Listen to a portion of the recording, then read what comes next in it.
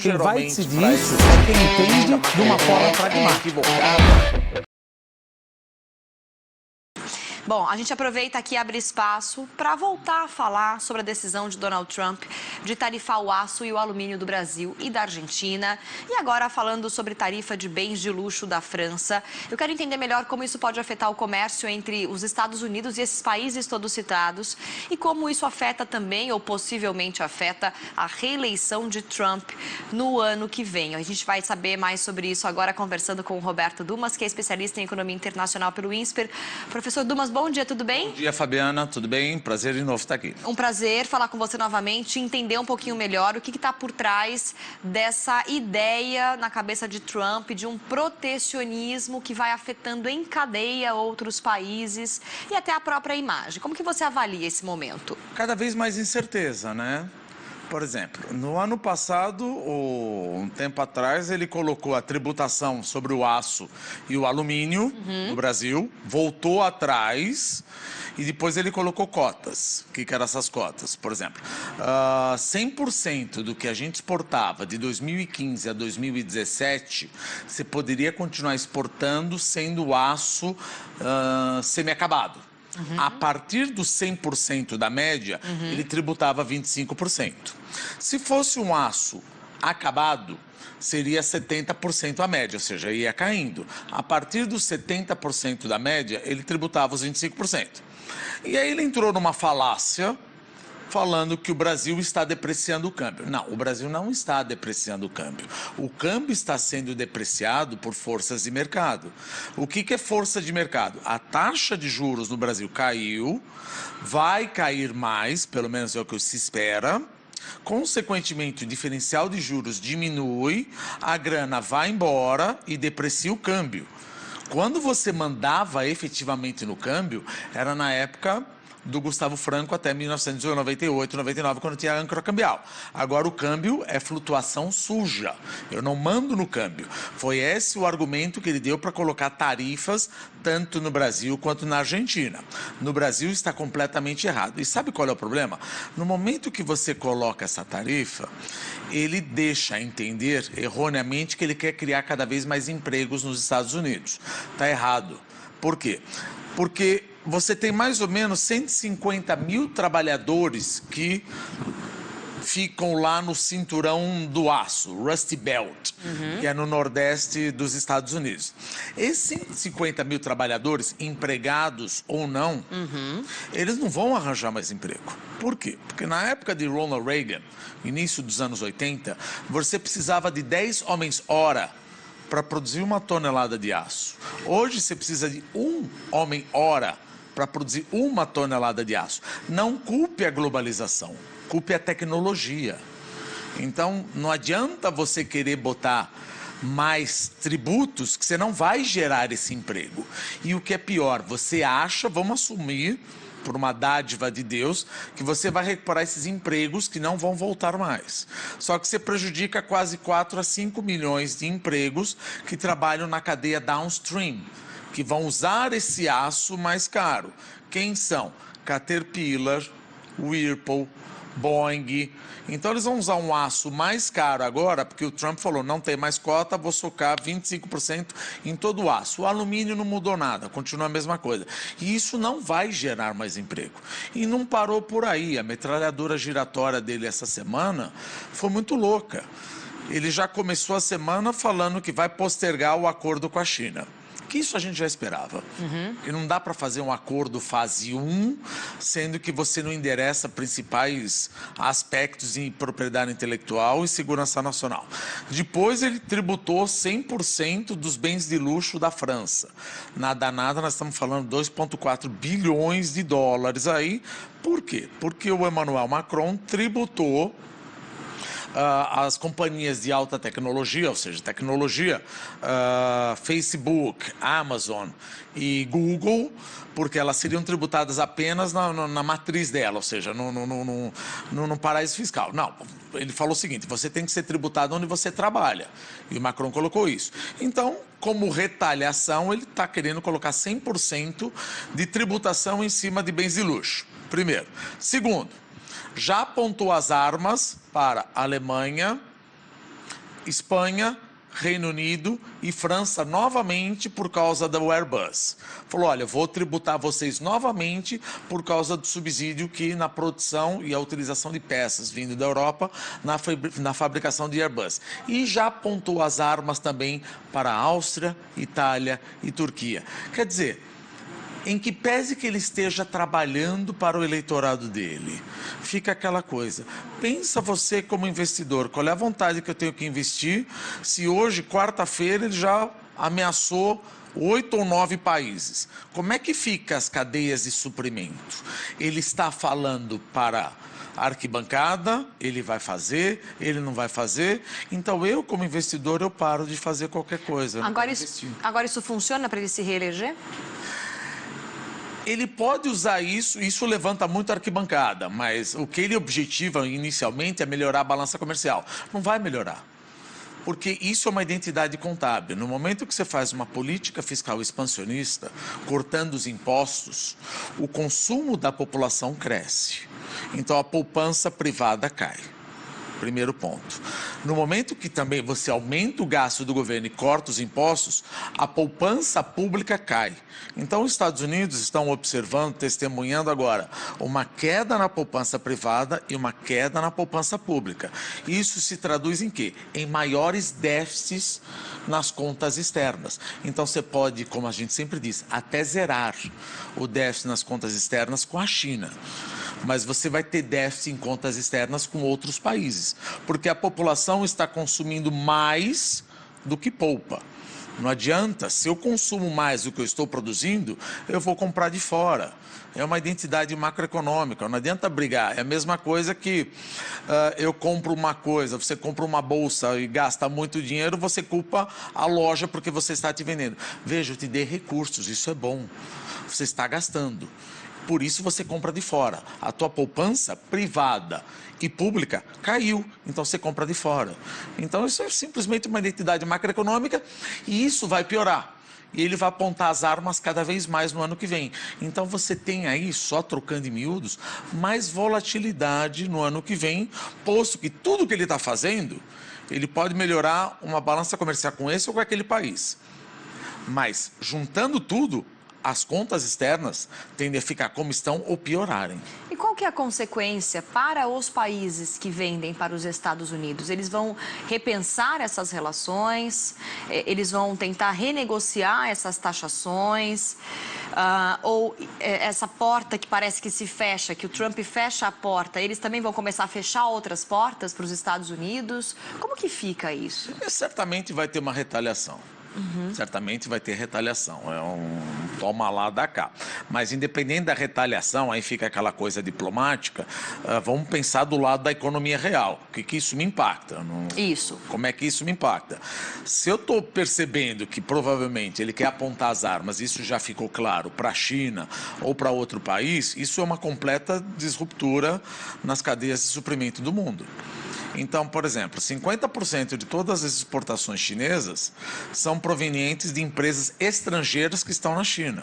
Então, essas empresas, se elas sabendo que o mercado mudou, o mercado internacional mudou, de alguma forma ou de outra ele vai tributar. Então eles vão procurar outros canais. Eles vão, como a gente sempre fala, para o Vietnã, para o Camboja, para a Índia.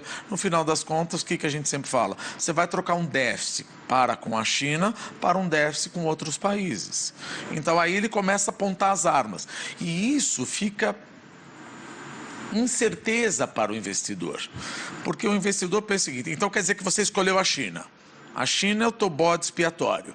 China, Alemanha são o seu bode expiatório. Tá bom. Posso para o Vietnã?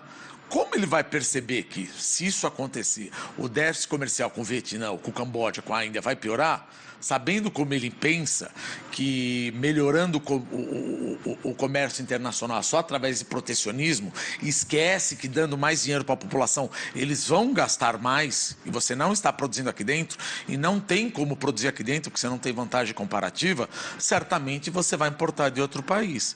E o medo é, ele vai no ano que vem ficar mais arisco, procurando brigas para quê? Para tentar se reeleger. Porque é muito fácil. O que levanta a arquibancada? O que é mais fácil falar? O meu déficit em conta corrente ou das minhas contas externas, é porque a China vende demais para mim. Ela manipula o câmbio, é por causa da Índia, é por causa da Alemanha. Você vê uma coisa interessante, nunca a culpa é dos Estados Unidos. Você consumiu demais. Nunca a culpa é dele. É sempre de todo mundo, da Alemanha, do Reino Unido, da Airbus, da França. Puxa vida, mas se você está dando dinheiro para a população e cortando os impostos, eles vão comprar mais no exterior. Sim. Isso é óbvio. É capítulo 1 de macroeconomia. Ah, mas ninguém avisa ele. Óbvio que avisa, mas veja quantos já foram mandados embora, né? Agora, então, ele pode, talvez, com o tempo e percebendo que talvez essas contas externas não vão melhorar, ele poderia voltar atrás, né, dessa política. O Trump é uma caixinha de surpresas. Ele posta uma coisa hoje, posta outra coisa amanhã e vai tomando decisões que mudam ao bel prazer. Ele pode perceber que talvez essa jogada não vai ser interessante e pode voltar atrás? Olha, eu não sou psicólogo, mas se você pensar um pouquinho como ele pensa, mais ou menos, ele teria que fazer um tweet da seguinte forma: olha, o meu déficit nas contas comerciais é muito mais problema interno do que externo. Eu compro demais. Você vê ele fazendo isso? Eu vejo ele fazendo isso. Por isso que eu vejo que 2020 vai ser um ano muito mais volátil, justamente que é o ano da eleição, e ele sempre vai achar um bode expiatório para culpar. Vai afetar muito o nosso mercado financeiro, nossa bolsa? Sim, porque quando você vê que são duas placas tectônicas, China e Estados Unidos, agora ele está brigando com a França, já apontou as armas para a Alemanha, já apontou as armas para o Reino Unido, apontou as armas para a Áustria, Itália e Espanha. Meu Deus, é óbvio que você vai ver que se ele colocar e levar a cabo para ser reeleito todas essas tarifações de 100% em cima da França, isso leva areia na engrenagem do comércio internacional. O mundo cresce menos. O mundo cresce menos, é óbvio que o Brasil é afetado. Ah, mas o Brasil é uma ilha de prosperidade? Não, veja, nós estamos crescendo, deu 0,6, cresceu o consumo, cresceu o investimento, mas é óbvio que nós não somos uma ilha de prosperidade. Nós vamos ser atacados, influenciado por esse slowdown da economia internacional no ano que vem. O dólar ontem operou em baixa, né? Mesmo com o PIB animando, né, considerando bom perto desse ano todo que a gente teve. Quer dizer, a gente já vai vendo que não tem aquela decolagem, a gente vai mais devagar mesmo, né, Dumas? Veja, depois dessas notícias, o certo, veja, só teve notícia negativa tirando o PIB. Verdade. Mas antes do PIB, o câmbio já estava apreciando. O real já estava apreciando e a bolsa já estava subindo um pouco. Eu sinto que o brasileiro está um pouco num momento de negação. Ele só quer pegar as notícias positivas. O brasileiro ou o mercado? O mercado brasileiro. Né? O mercado brasileiro. Porque você está tendo notícias negativas do exterior. E parece que você fala... Porque o que eu sinto é que você tem muitos torcedores e os analistas do mercado exterior falam: não, eles vão resolver. Não estão resolvendo. Não dá para ver que os Estados Unidos está cada vez mais arranjando briga. E se os Estados Unidos e China e o mundo começar a brigar pela parte comercial, em que maneira eu vou me beneficiar? E isso levaria um aumento ou uma valorização das ações das minhas empresas. Como é que isso beneficia o Brasil, meu Deus? Não, mas o PIB está bom. Eu entendi que o PIB está bom. Mas isso não compensa o mundo estar mal. O mundo vai ficar pior ano que vem. Para os investidores, tanto pessoa física quanto empresários, tem chance de afetar, então, dependendo do setor ou da empresa em que você tem ações. Muito. Quais os setores você acha que são os setores mais fortes aí para balançar? Tem os setores afetados positivamente e negativamente. Certo. O positivamente, por exemplo, a gente sabe que toda essa briga, febre suína, etc. e tal, o setor de agribusiness é o melhor setor que a gente poderia apostar. Não estou falando que esse é um setor para você comprar ação. Eu não sei quanto já está, se já está sobrevalorizada, não é isso. Outro setor que não tem nada a ver com a briga, por exemplo, saúde. Por que saúde? Porque nós estamos vivendo mais, consequentemente você vai precisar cada vez mais check-ups. É aquela coisa que a gente sempre fala. Quantas vezes o meu avô fez check-up? na vida. Não, ele Sim. se vangloriava de nunca tomar remédio e nunca de ter ido no médico. Hoje em dia você vai no médico uma vez por ano, então o mercado de saúde e educação tende a se beneficiar. Quem deve se prejudicar? Por enquanto, o setor de aço. O setor de aço, porque essa tributação colocou em cima dele. O setor de automóveis, isso mais ainda por causa da Argentina. Sim. E o minério de ferro, talvez não. Porque, em que pese que a China vá crescer menos, o minério de ferro brasileiro é melhor de qualidade. Ele polui menos quando você o derrete, melhor do que a Austrália. Então, talvez a Vale não seja prejudicada. Mas isso significa, depende como ela vai produzir em relação à demanda. Quer dizer, quem já tem ações dessas empresas que você falou, desses setores, de empresas dentro desses setores, precisa ficar de olho no noticiário, precisa entender, né, quanto que estão as cotas e quanto que isso vai balançar e continuar acompanhando. Porque a gente não vai ter, como hoje, tomar uma decisão interna e se proteger completamente. Isso não existe. Eu acho que a melhor coisa, por exemplo, o que nós estamos falando? O setor vai se dar bem. Sim. Talvez as ações que essas pessoas compraram já está muito cara. Verdade. Ou muito barata. Então, não quer dizer que, olha, eu estou falando, e vamos supor que eu tenha credibilidade. Eu estou falando que o setor de saúde e agribusiness é uma boa. Não quer dizer que saia comprando. Talvez todo mundo já comprou e o valor justo está aqui, ela já está aqui, já está super cara. Sim. E aquele que eu estou falando, olha, talvez não seja uma boa, ela já tomou tanta pancada que ficou barata. Então, o que eu estou falando é, o setor vai melhorar. Vai se dar bem. Precisa ver se já não está precificado isso. E isso quem vai fazer é um analista de ações.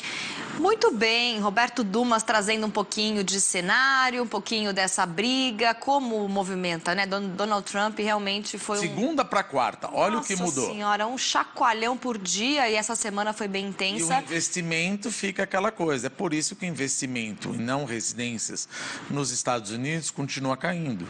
Como a gente sempre fala, eu não sei o próximo Twitter. A gente fala, poxa, mas o presidente dos Estados Unidos não pode soltar Twitter?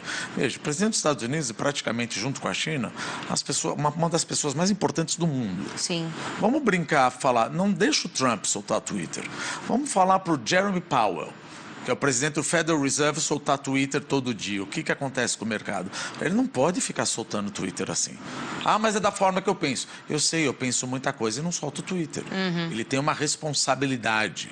Ele não pode falar. Ele mexe com o mundo. Vai atrás, volta, vem, volta. Por exemplo, vindo para cá, eu já li que provavelmente o acordo sai até dia 15. Puxa, mas ontem mesmo ele falou que não sai até dia 15? Não, e é um acordo tão complexo para ser feito desse jeito. Bom, novos tempos, novos líderes, gostemos ou não, é o que a gente tem hoje. Volatilidade é o nome da palavra. Exatamente. Um dia por vez. Um dia por vez. Administrando os segundos. Exatamente. Roberto Dumas, obrigada. Obrigado, Fabi. A gente se vê essa semana que vem. Segunda. Tudo de bom, tá? Valeu, obrigada. Bom, amanhã Band News agora faz um rápido intervalo, 10 horas 30 minutos. Daqui a pouquinho eu volto com mais notícias. Até mais.